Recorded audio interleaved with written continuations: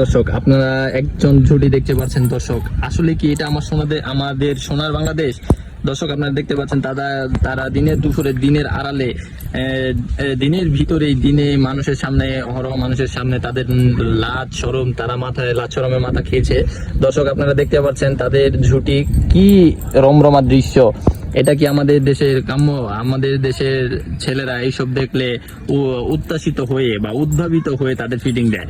দর্শক, ফিটিং দিয়ে তাদের মোবাইল, টাকা কড়ি, পয়সা সব রেখে দেয়। দর্শক, আপনারা দেখতে পাচ্ছেন তাদের যে একটা অনুভূতি, সেটা টাকা দিয়ে বা পয়সা দিয়ে কোনো কিছুর সাথে তুলনা করা আসলে অসম্ভব। দর্শক, আপনারা তাদের দৃশ্যটি দেখুন। কি সুন্দর একটা দৃশ্য! দর্শক, আমার খুব ভালো লাগছে।